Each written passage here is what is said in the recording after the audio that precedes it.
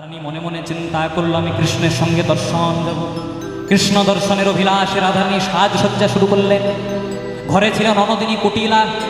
ননদিনী কুটিলা দাদা আয়ানকে বলেন, দাদা গো, আমাদের বৌদি ভালো ছিল, কিন্তু যখনই কালার ডাক শুনলো প্রভাসযোগকে যাওয়ার জন্য, বৌদি সাজসজ্জা শুরু করেছে। আয়ান হচ্ছিলেন কালী ভক্ত, কালীর খড়গটি নিয়ে রাধারানীর সম্মুখে দাঁড়ায়, রাধে এই চৌকাটা অতিক্রম করে তুমি খড়গ দিয়ে শেষ। রাধারানী বলছে, আমাকে আটকাতে পারবে তো? কেন? চৌকাটা অতিক্রম করো। এবার যেই না আয়ান খড়গটি নিয়ে সামনে দাঁড়ালেন, ছিল রাধা 10 মহাবিদ্যা রূপ ধারণ করল। আয়ান ঘোষ ছিল কালী ভক্ত, সেই কালী মুক্তি ধারণ করে আয়ানের সম্মুখে দাঁড়ালেন। কখনো বগলা, কখনো কমলা, কখনো ধূমাবতী, কখনো উড়েশ্বরী, কখনো চণ্ডী, কখনো তারা, কখনো ছিন্নমস্তা, কখনো দুর্গা, কখনো চণ্ডী।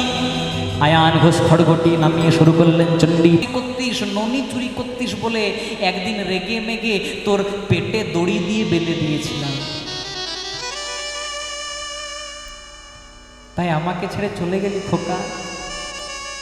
নন্দরাজা কেঁদে কেঁদে বলছে, কানাই রে, ছোটবেলায় তোকে বাৎসল্য প্রেমে, ভগবান প্রেমে নয়, পরমাত্মা প্রেমে নয়, বাৎসল্য প্রেমে একবার আমার চরণ পাদুকাগুলিকে মাথায় করে হাঁটতে বলেছিলাম।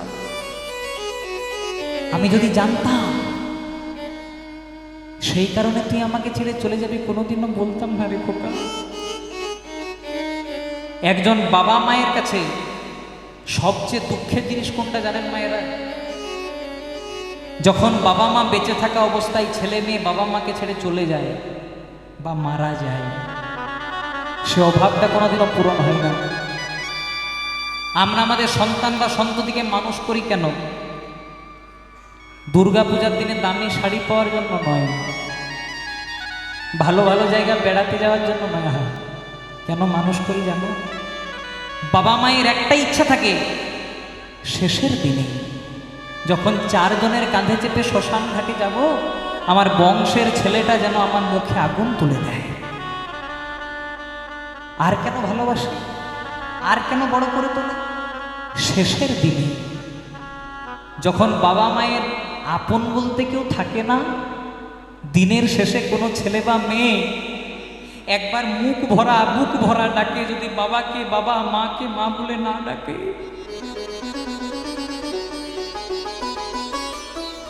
তার বুকে দাউ দাউ করে আগুন জ্বলতে থাকে। মায়েরা, পুত্র শোক যে কি জিনিস সেটা যদি জানতে হয় তাহলে সচী মাতাকে দেখে জানতে হবে। নিমাই ঠাকুর জগজীবের স্বার্থের জন্য সন্ন্যাস ধর্ম নিয়ে চলে গেলেন।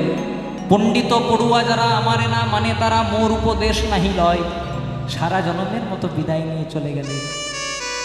মাকে কথা দিয়েছিলেন, মা যতদিন না তুমি আমাকে অনুমতি দেবে ততদিন আমি তোমাকে ছেড়ে যাব না। কিন্তু অনুমতি নিল একটু ছলনা করে। 24 বৎসর শেষে যেই মাঘ মাস তার শুক্লপক্ষে প্রভু করিলেন সন্ন্যাস। যেদিন ভোরবেলাতে সন্ন্যাস নেবেন সেদিন কোকিলের কণ্ঠস্বরটাকে নকল করেছিলেন নিমাই ঠাকুর। কোকিল সুরে নিমাই ডাকে মা মা মা, আর সেই ডাকটা শুনে সচিমাতা বলে, ওরে ব্রজের কোকিল তুই ব্রজে যা। সারা জনমের মতো নিমাই ঠাকুর চলে গেলেন। কাঁদলো নববধূ বিষ্ণুপ্রিয়া, কাঁদলো সচিমাতা, কাঁদলো অগণিত নবদ্বীপবাসী, কাঁদলো অগণিত ভক্তবৃন্দ। শেষবারের মতো বিদায় জানালেন মা। জননী জন্মভূমিশ্চ সদ্গাদপি গরীয়সী, মা আমাকে বিদায় দাও। বিদায় নিয়ে চলে গেলেন ছুটতে ছুটতে কাটুয়া কাঞ্চননগরীতে গুরুদেব কেশব ভারতীর কাছে দীক্ষা নেওয়ার জন্য। গুরুদেব বললেন, নিমাই এই ভোরবেলায় এই অসময়ে তুমি আমার কাছে? গুরুদেব, আমি জগজীবের স্বার্থের জন্য সংকল্প নিয়েছি, পৃথিবীতে আছে যত নগর আদি গ্রাম সর্বত্র প্রচার হবে একদিন মোর মধু হরিনাম। একটা কথা ভালো করে ভেবে দেখবেন বাবা, এই হরিবাসরে যারা আছেন একটু ভালো করে ভেবে দেখবেন, নিমাই ঠাকুর যদি মাকে ত্যাগ করে, নববধূ বিষ্ণুপ্রিয়াকে ত্যাগ করে যদি সন্ন্যাস না নিত, তাহলে খুব জোর নদিয়ার মানুষ, খুব জোর শান্তিপুরের মানুষ, খুব জোর ওই মায়াপুরের মানুষ কৃষ্ণ নাম পেত, কিন্তু আপনাদের মতো নেপালগঞ্জের লোকেরাও কি হরিনাম পেত না? আমাদের মতো বাঁকুড়ার লোকেরাও কীর্তন এই হরিনাম পেত না? পুরুলিয়ার লোকেরাও পেত না? মহাপ্রভু সিদ্ধান্ত নিলেন এই একটা সময়, ভোরবেলাতে ঢুকলেন গুরুদেবের কাছে। গুরুদেব, নিমাই, তুমি নবদ্বীপের টোলের শ্রেষ্ঠ পণ্ডিত, সবাই তোমাকে বলে তুমি নিমাই পণ্ডিত। হঠাৎ ভোরবেলায়, এরা বৈষ্ণব সাহিত্য, যারা বৈষ্ণব, যারা বাংলা নিয়ে পড়াশোনা করেছেন কলেজের সিলেবাস, এগুলো সব লেখা আছে, এগুলো পড়তে হবে। গুরুদেব, নিমাই, তুমি তো নবদ্বীপের টোলের শ্রেষ্ঠ পণ্ডিত। তখনকার দিনে প্রাচ্যের অক্সফোর্ড বলা হতো নদিয়াকে। রাজার ছেলে, জমিদারের ছেলেরা সবাই এক এক করে শিক্ষা গ্রহণ করার জন্য আসতো নবদ্বীপে। নবদ্বীপ ছিল তখনকার দিনে প্রাচ্যের অক্সফোর্ড, এখন যেটা হচ্ছে আমাদের কলকাতার কলেজ স্ট্রিট, তখন সেটা নবদ্বীপে ছিল। নিমাই, সবাই বলে তুমি নাকি শ্রেষ্ঠ পণ্ডিত, নবদ্বীপের নিমাই পণ্ডিত, সন্ন্যাস কেন দীক্ষা নেবে? গুরুদেব, সংকল্প নিয়েছি পৃথিবীতে আছে যত নগর আদি গ্রাম সর্বত্র প্রচার করব মধুর হরি নাম, আমাকে দীক্ষা দে। তোমার বয়স কত? নিমাই ঠাকুর বলেন, গুরুদেব আমার বয়স 24। গুরুদেব বলেন, 50 ঊর্ধ্ব ব্রণম ব্রজে, মানে 50-এর পরে হয় ক্রোধের নিবৃত্তি, তবে হয় সন্ন্যাসের অনুমতি। যারা সন্ন্যাস নেয় 50 বছরের ঊর্ধ্বে নেয়, কেন? কারণ 50-এর পরে হয় ক্রোধের নিবৃত্তি, ক্রোধ থাকে না, তবেই তো সন্ন্যাসের অনুমতি। হ্যাঁ গো নিমাই, তোমার 24 বছর বয়স, আমি তো 50-এর আগে তো দীক্ষা দিতে পারবো না। গুরুদেবকে বলেন, গুরুদেব আপনি বলছেন 50 হলে তবে দীক্ষা দেবেন, কিন্তু যে জন পঞ্চতত্ত্ব জানে না তার 50-এ হয় না। তখন গুরুদেব বোঝেন, তাহলে 60-এ হয়।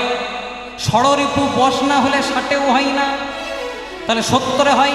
সপ্তম দ্বারা না সাধিলে 70-এও হয় না। বলছে তাহলে 80-তে হয়।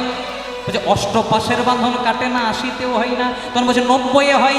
নববিধা ভক্তি না হলে 90-এও হয় না। বলছে 100-তে হয়। বলছে 100-তে সৎ হতে হয় তবে 100-তে হয়। বলছে তাহলে 120-এ হয়। তখন গুরুদেবকে নিমাই বলছে, হ্যাঁ গুরুদেবকে যদি 120 বছর না বাঁচে?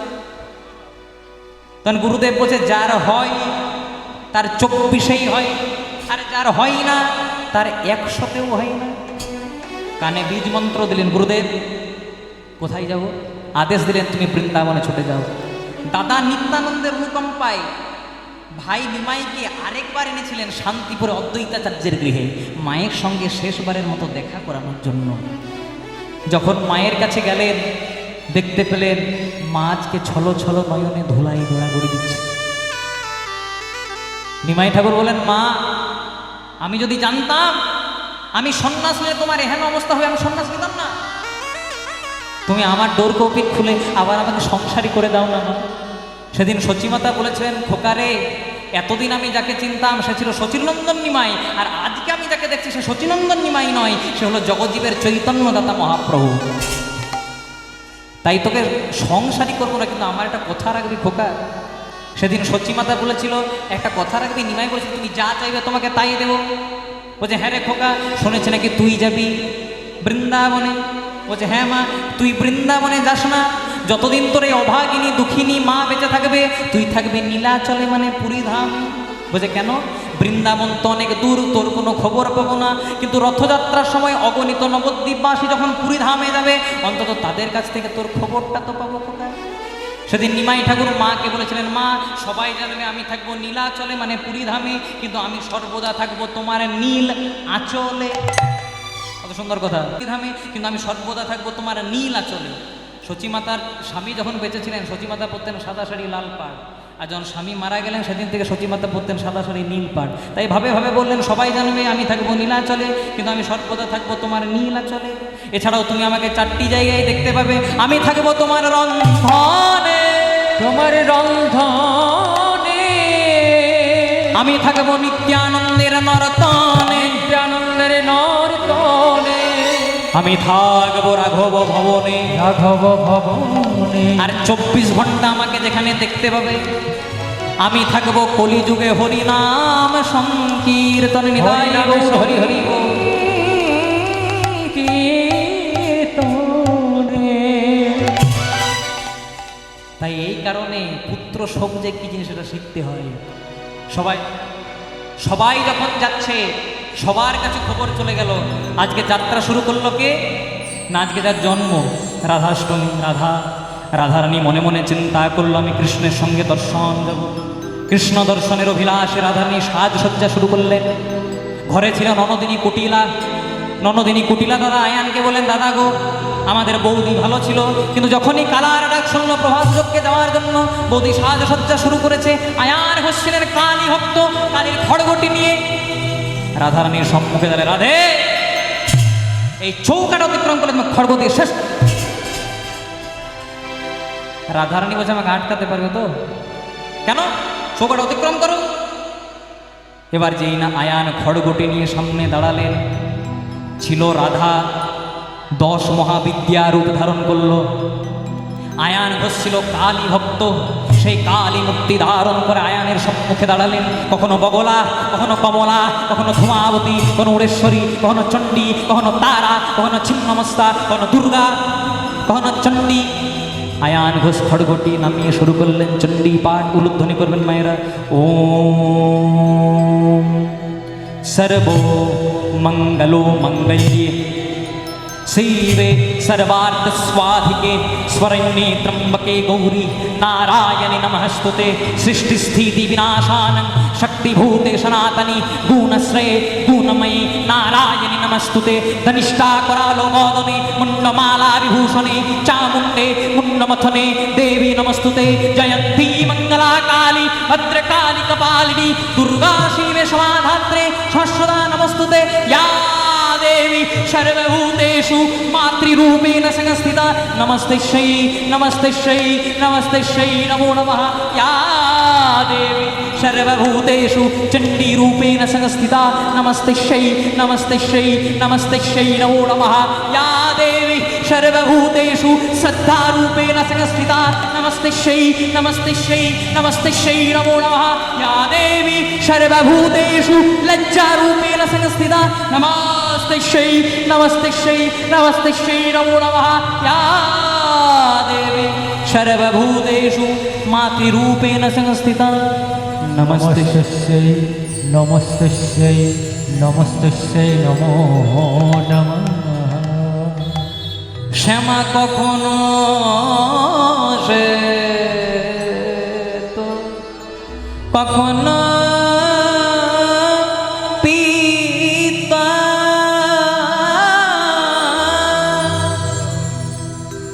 কখনো নীল লোহিত রে কখনো শ্বেত কখনো পীত কখনো নীল লোহিত রে শ্যামা কখনো রে কখনো কখনো ভালো করে চেয়ে দেখো মায়ের বদন খানি দক্ষিণেশ্বরে যিনি কালী আবার নিধু বনে তিনি রাধা রানীর কাছে কালা আবার ননদিনী কুটিলার কাছে সেই কালী আয়ান ঘোষের কাছে আরাধ্য প্রতিমা কালী সবাই বলে মায়ের রং কালো কিন্তু ভালো করে চেয়ে দেখো ও সামান্য কালো নয়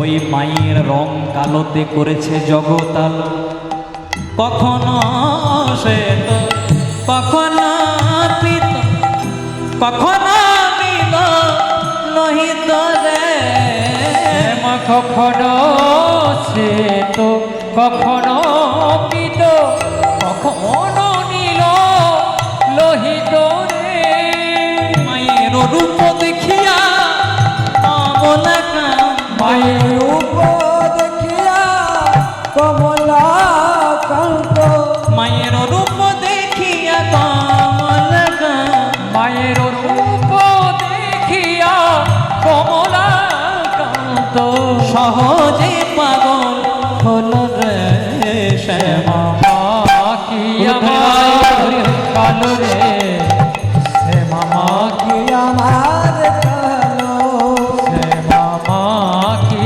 আমার কালো রে সে মামা কি আমার কালো কালো রূপে দিগঙ্গ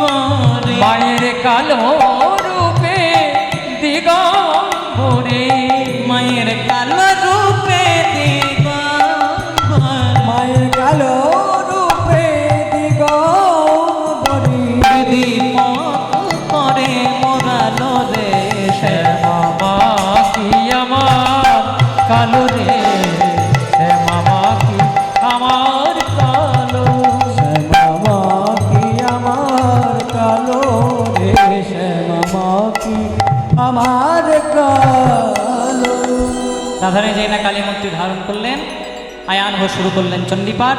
রাধারানী 10 মহাবিদ্যার রূপ ধারণ করছে। রাধে, আমি যদি জানতাম তোমার অঙ্গে এত রূপ, আমি তোমাকে কোনোদিনও যেতে দিতাম না। এবার রাধারানী সাজসজ্জা করে যাচ্ছে। পদকর্তা মহাজন কলম দিলেন, প্রভাসের তীরে চলেন বিনোদিনী রায়। ওই প্রভাসের তীরে চলে বিনোদিনীরা, চলে যায় নেচে নেচে চলে যায়, চলে যায় নেচে নেচে চলে।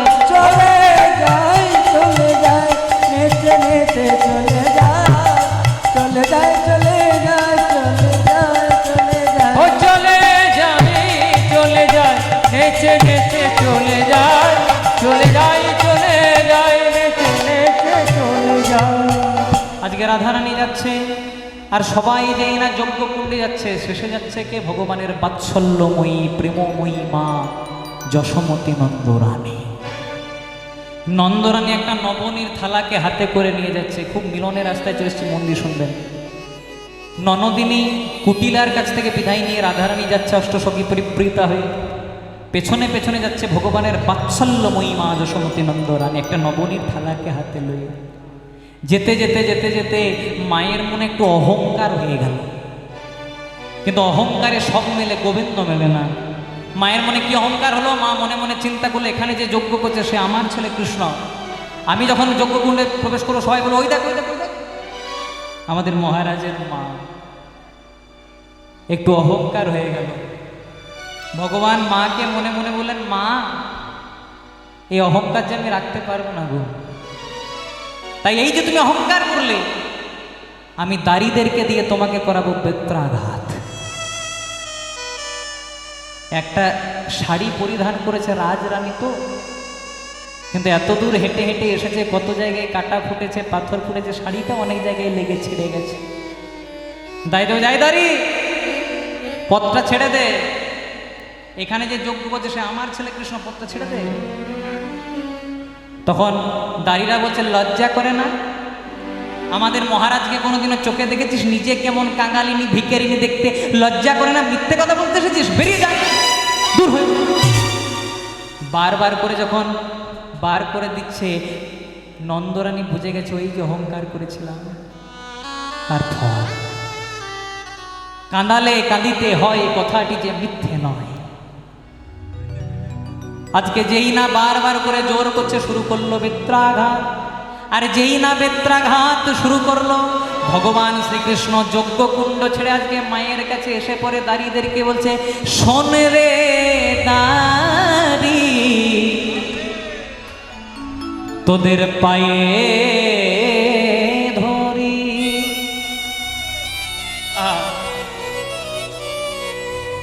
একবার দ্বার ছেড়ে দে দাঁড়ি,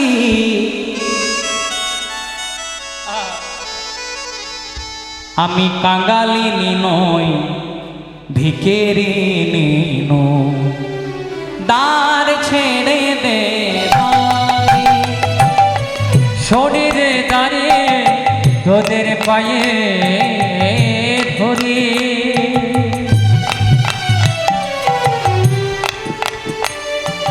দ্বার ছেড়ে দে দ্বার,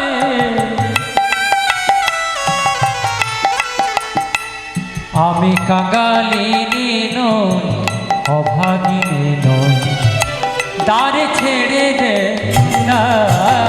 দাঁড়ি রে, যেতে দে, যেতে দে, দাঁড়ি রে, দাঁড়ি রে, যেতে দে, যেতে দে, দাঁড়ি রে, দাঁড়ি রে, দাঁড়ি রে, দাঁড়ি রে,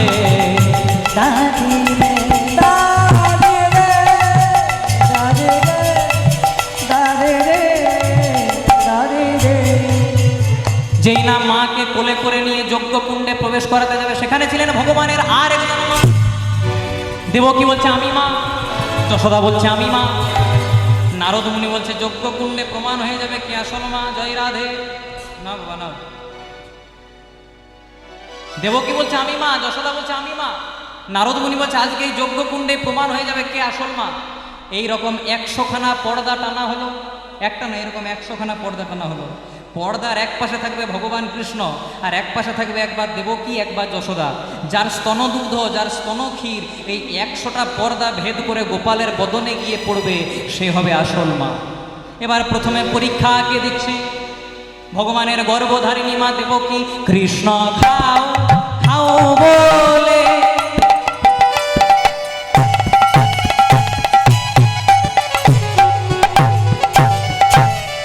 মা দেবকী বলে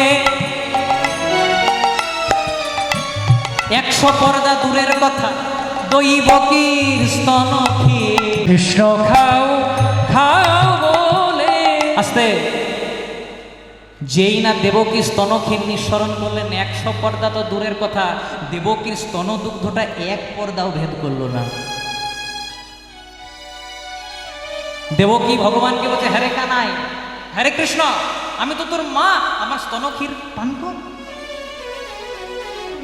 ভগবান মাকে বলেন, মা কাঁদালে কাঁদিতে হয়, কথাটি যে মিথ্যে নয় গো।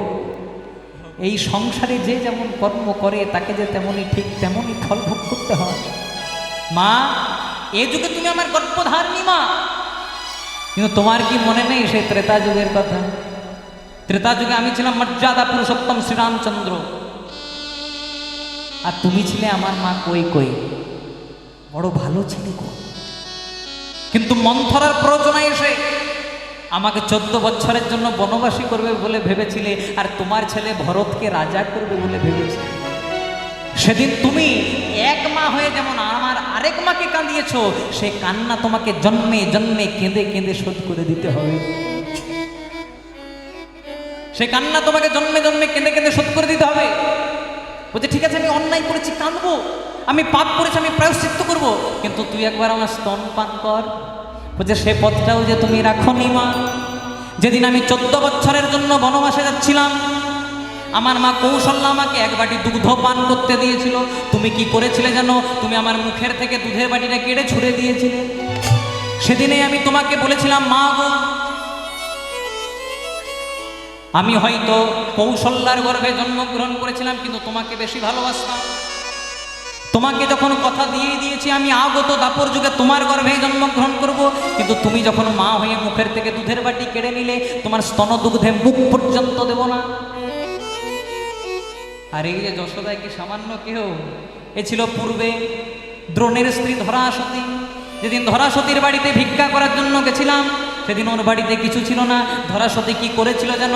একটা মুদিখানার দোকানদার অনলের কাছে একটা ছুরি দিয়ে তার পয়োধরটাকে কর্তন করে সেটা বন্ধক দিয়ে চাল ডাল এনে সেবা দিয়েছিল।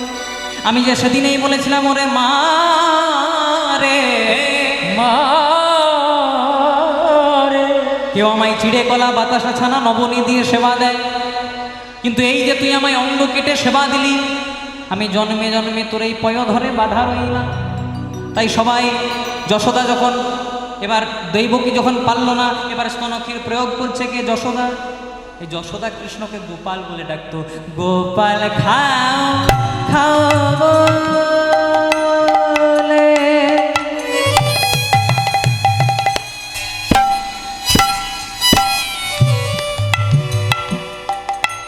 ওরে গোপাল রে গোপাল,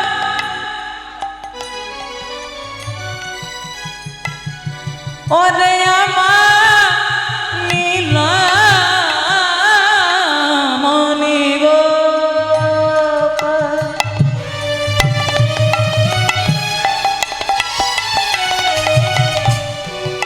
ওরে আমার হাদনের ধন মালিক তো,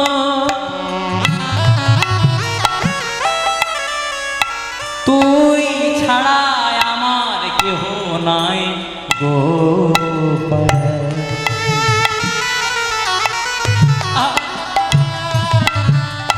একবার মা বলে, মা বলে বলে বলে ডাকে রে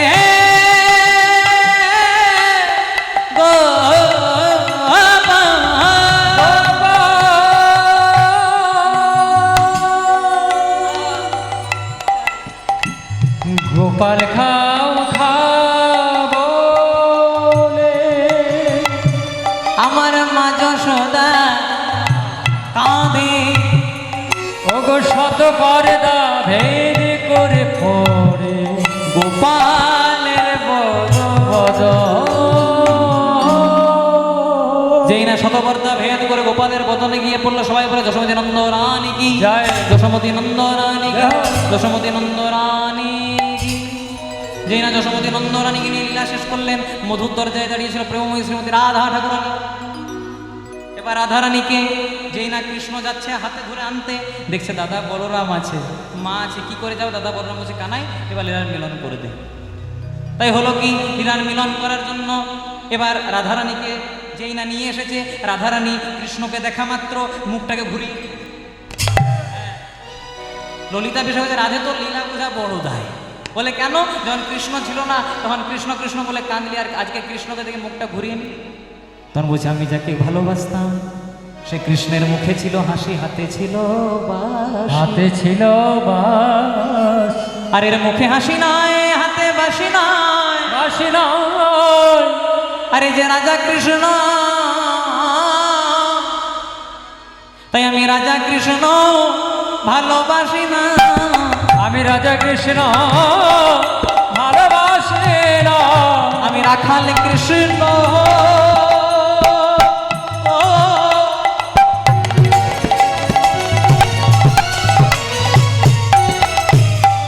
রাখাল কৃষ্ণ ভালোবাসি।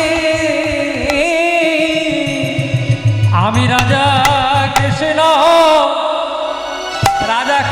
ভালোবাসি না।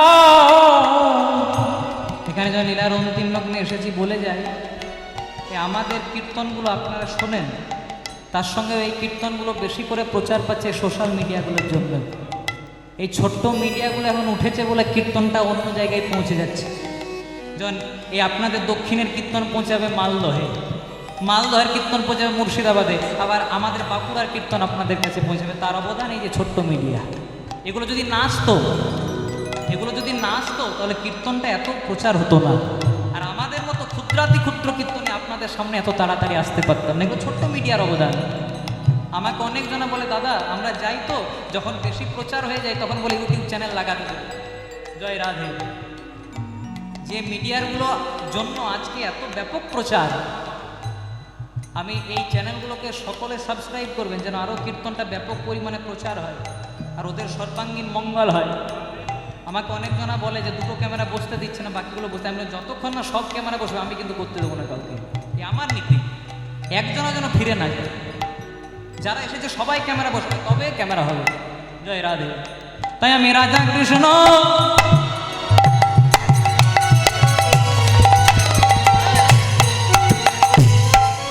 রাজা কৃষ্ণ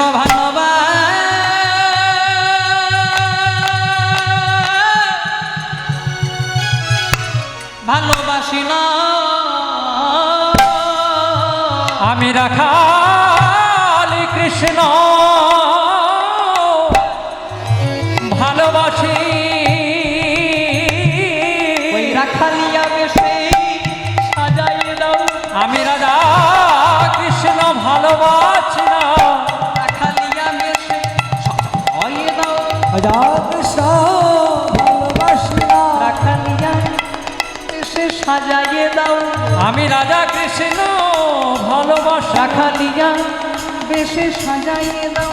রাজা কৃষ্ণ ভালোবাসি না। বলিও গো যোগ মায়া।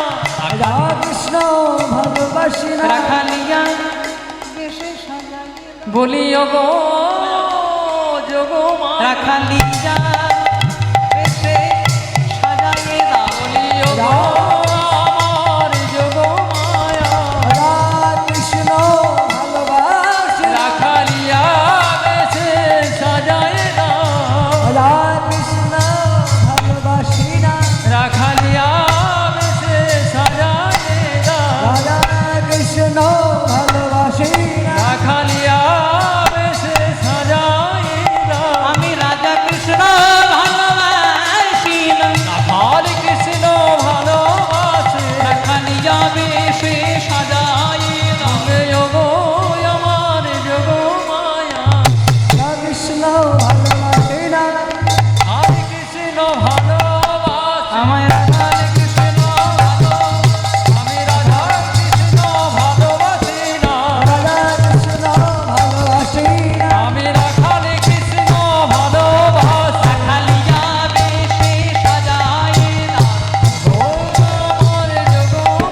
রাখালিয়া বেশে সাজায় নাই গো। রাধা ভালোবাসে না ভালোবেসে সাজায় না আমি রাজা কৃষ্ণ ভালোবাসি না এই গানও এখনো নাই, আর এই বাজনাও এখন আর সব জায়গায় শোনা যায়। এগুলো মহাজনী ঠেকাগুলো এসেছে, যতই নতুনভাবে কীর্তন করার চেষ্টা করো না, পদকর্তার পদ যদি না থাকে কীর্তন সম্পূর্ণ হয় না। এদিকে রাধারানী অশ্বশোকে পরিপূরিতা হয়ে গেলেন, বলছে আমি রাখাল কৃষ্ণ ভালোবাসি, রাধা কৃষ্ণ ভালোবাসি না। যোগমায়া পুনরায় সাজিয়ে দিলেন, মুখে হলো হাসি, হাতে হলো বাসি। রাধারানী গোবিন্দ একসঙ্গে দাঁড়ালেন, বলে শ্যামের বামে দাঁড়াইল, বলে শ্যামের বামে দাঁড়াইল নবীনা কিশোরী গো, নবীনা কিশোরী।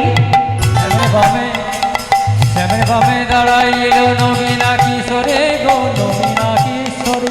শ্যামের বামে দাঁড়াইল নবীনা কিশোরী গো, নবীনা কিশোরী। শ্যামের বামে দাঁড়াইল নবীনা